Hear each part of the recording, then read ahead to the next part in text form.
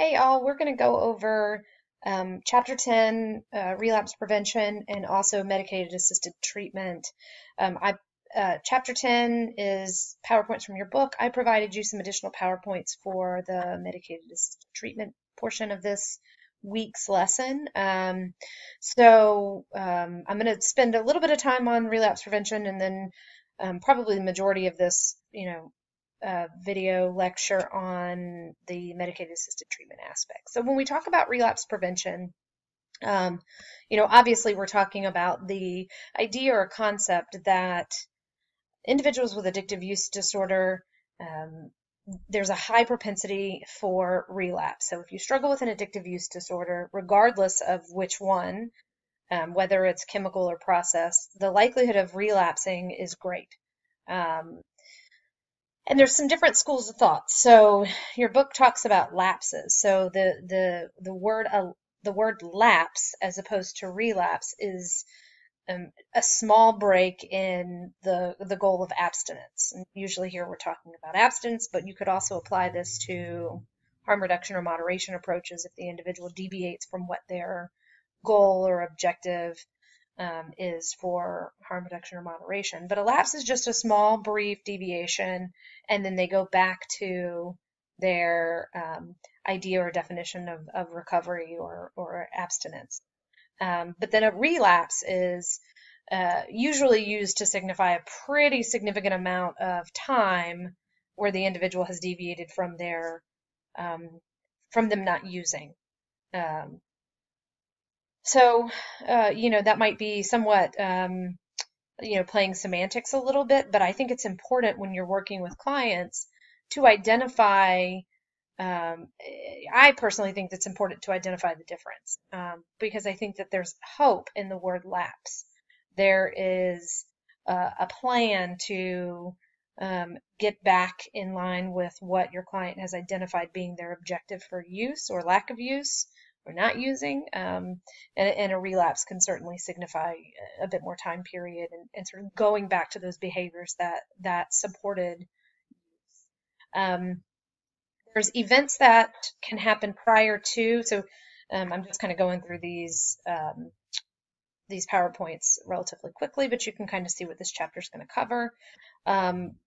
There's some periods of time. So here you see that, the relapse can be in two dimensions, the event and the process. The event being what happened. The process is what happens leading up to that event, or even after. If you go with the AA or 12-step model, the idea or the prevailing thought is that you were negligent, the individual was negligent in working the steps prior to the one that they relapsed on. So if they were on a certain step, AA or 12-step would do sort of what they call an autopsy on their relapse, and they would look at the steps that they completed prior to that relapse and see where maybe there were some issues, concerns, or maybe they weren't really fully participating in engaging in those steps. A problem I have with that is that it really sort of puts the onus and blame on the individual that you weren't working your steps properly, you weren't being totally truthful, you weren't engaging in this process in a way that maybe you should be. And there's some bit of truth in that, in that the individual could certainly have lapsed or relapsed because the situations, the traumas, the distressing factors, the triggers, the cravings, those weren't properly addressed, and that made having a lapse or a relapse inevitable or likely. However, I think there's sort of less blame if we sort of identify that. Sorry, I just got really distracted. If we identify that, I'm just going to start over. I don't know why I got distracted. If we're able to identify that the individual does have unresolved issues and concerns that need to be processed before before fully engaging in an abstinence. And really, if you think in terms of strength and positivity, you can think that a lapse or a relapse is a sort of an opportunity to figure out what else needs to be addressed or what else could be addressed. Maybe someone worked on their self, but they didn't really work on their familial issues. We talked about family last week. And then that big trigger that can be a family sort of rears its head, and the individual doesn't have those strong coping skills or the ability to manage that aspect of their distress or their trauma or their discomfort. And so they go back to what they know works, and what they know works in alleviating or minimizing the discomfort that might be in that issue, they go back to using. And I use alleviating loosely because obviously we know it doesn't alleviate it and make it go away. It just makes it not, they don't necessarily have to deal with it in that moment. It numbs them, or it provides them that escape. So at the very bottom, it says most now view relapse as a normal part of recovery process and as a learning experience for recovering individuals. I'm just going to put this out there as, for you to process. And more specifically, the part where it says a normal part of recovery. I think it's not uncommon for individuals to enter into recovery or abstinence or some sort of goal or objective for abstaining or moderation, and they are told or are given the information that relapse is going to be inevitable, that relapse is going to be a part of this process. And while that may be very true, considering the research and statistics, I think as counselors we have to be mindful to not plant that seed, to not give them one more reason or justification or, for lack of a better word, permission to use. So we don't want to plant the seed that, this will be the time that I relapse. I'm going to go ahead and choose this as the time that I use because I know there's going to be an opportunity where I relapse. So we want to make sure that we don't plant that seed, and maybe doing so through appropriate use of language and clarifying, saying, oftentimes relapse is a part of use or of recovery or abstinence or moderation. However, and then you sort of provide some healthy ways of coping and just even psychoeducation around what oftentimes leads an individual to relapsing. So let's sort of jump into that. There are environmental, behavioral, cognitive, and affective interpersonal reasons why individuals can relapse. And going back to that first one, environmental high-risk situations, some of you guys got a little note from me in your abstinence journal discussing just the idea of a high-risk situation that can threaten someone's abstinence. So for instance, the hurricane, if the hurricane that we experienced here resulted in a hiccup or a lapse or a relapse in your attempted abstinence, think about that when someone is attempting abstinence from substances or behaviors. Research does indicate that in times of great distress, as a result of natural disasters, that individuals do struggle with addictive use disorders increase in their use, or those that are in recovery from addictive use disorders can oftentimes, the rate of relapse does increase in those natural disasters or any sort of environmental threat. Behavioral, so that's speaking of those coping skills. So when you have very few coping skills or no coping skills, the likelihood of relapse is great. If you've ever heard of anyone being referred to as a dry drunk, that means that the individual just simply quit but didn't make any of those behavioral or emotional or psychological changes that need to happen to support abstinence, to support them not using in a way that they were using, to support them not using substances as a means to cope, deal, numb, escape, whatever it may be. So this is a big, heavy concept. This is a huge, heavy construct because as counselors and working with your clients, you're going to want to attempt to address everything that needs to be addressed, and that may not always be the case. But again, lapses and relapses can sort of act as a lesson for what else can be addressed. Some of those things that need to be addressed may not have surfaced during their first attempt at sobriety.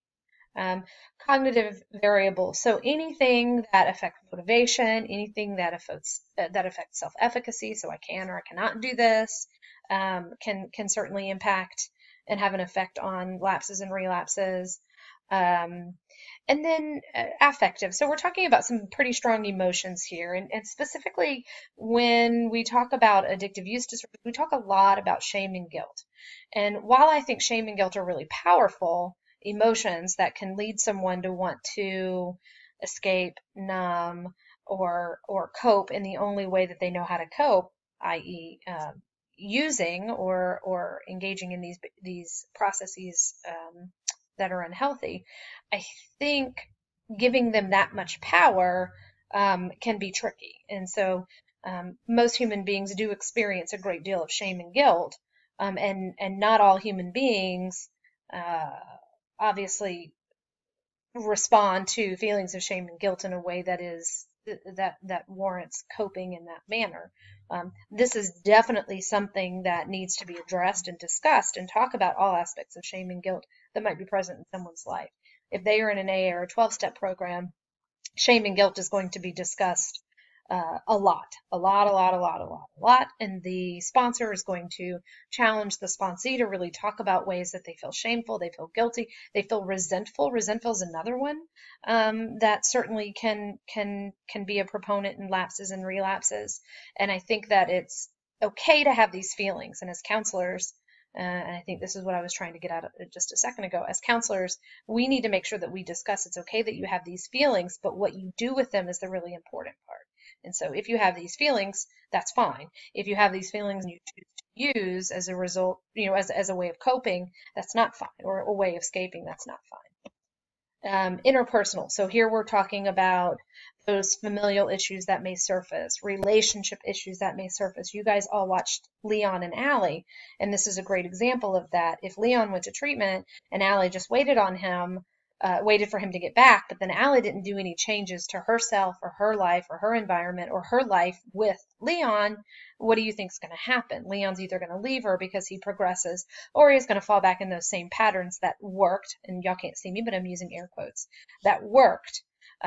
So that's not going to be good for his recovery. And then some of these familial or interpersonal issues are somewhat covert or hidden below the surface, and they may take a while to surface. The individual may not know that these issues are even an issue. And then this says other components work in leisure time. If individuals don't figure out that healthy homeostasis, and this is just personal homeostasis now, work, leisure time, familial time, then they may, sort of be off kilter. And balance is one of those things that individuals with addictive use disorder struggle with, because there was a lack of balance and cohesiveness and homeostasis while they were using. And so, when you sort of put a pause on that healthy development that an individual should be progressing through, but they cannot or don't because of their use, then when they are not using, not all is just back to normal. I hope that makes sense. And balance is one of those things that we learn as individuals as we grow and we develop. Let me plug through here because we've got just a couple more minutes left for me to for this video. So there's several models for relapse planning. Gorski is one that's used pretty regularly. Hazelden Clinic uses Gorski predominantly. Also, Jelinek's model is adopted by AA. We cannot get away from those stages of change, and here they are again. Let's see. And then there's some specific theories that address it. That's all I'm going to say for that. Oh, sorry. I want to make sure that I touch on this, and we're going to touch on this in the next video that I record as well. But harm reduction, I need to make sure that I say this. Harm reduction is a valid approach for your clients. It is heavily researched. It is heavily accepted in the majority of the countries except for the United States for some reason. And it could and should be widely used. And that's my opinion, but that's also my opinion based off of evidence-based practices, and that's based off of a lot of research. So I'm going to pause there, but we're going to pick up with harm reduction on the next video.